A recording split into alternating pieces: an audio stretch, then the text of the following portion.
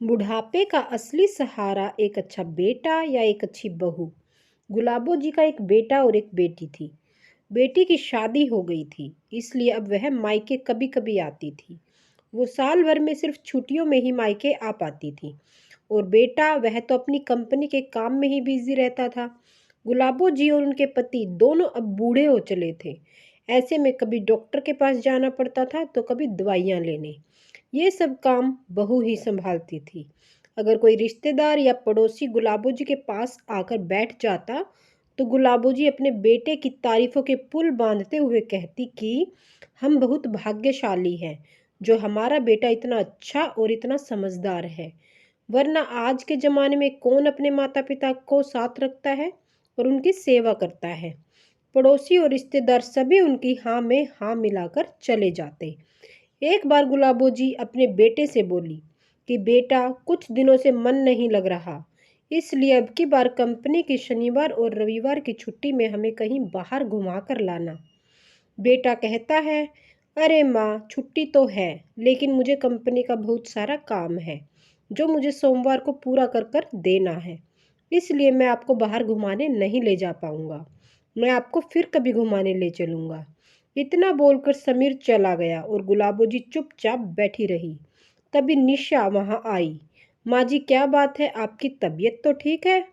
गुलाबो जी बड़े ही गुस्से में बोली, हाँ हाँ ठीक है, मेरी तबीयत को क्या होना है? अब निशा पापा जी से पूछती है।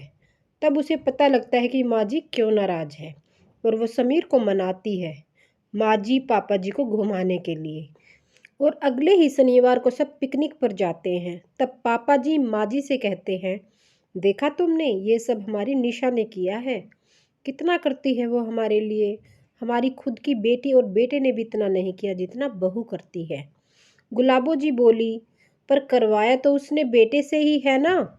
जैसा भी है थोड़ा सा मुंह बनाता है पर करता तो वही है। गुलाबो जी के पति गुस्से में कहते हैं कि तुम्हें समझ नहीं आता क्या, हमारी बहू बहुत अच्छी है, कभी उसकी भी तारीफ कर लिया करो। वो अच्छी है इसलिए बेटा अच्छा है, वरना मैंने और तुमने कई घरों को टूटते हुए देखा है। हमारे बुढ़ापे का असली सहारा हमारी बहू है। तब गुलाबो जी भी मानती हैं कि ये बात बिल्कुल सच है कि बेटा कैसा भी हो, अगर बहू अच्छी है तो जीवन के हर सुख मिल जाते हैं। फिर भले ही शारीरिक कष्ट होते हैं बुढ़ापे में, पर मानसिक शांति पर्याप्त मिलती है। अधिकतर लोग सिर्फ बेटे को ही बुढ़ापे का सहारा मानते हैं, वह बहू को ज़्यादा महत्व नहीं देते हैं। पर वास्तव में माता पिता की देखभाल हो या रिश्तेदारों का मान सम्मान, यह सब जिम्मेदारियां बहू ही निभाती है।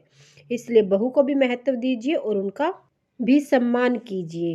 तो दोस्तों कहानी कैसी लगी प्लीज़ लाइक कीजिए, कमेंट कीजिए, शेयर कीजिए और चैनल पर नए हैं तो चैनल को सब्सक्राइब जरूर कीजिए। Thank you.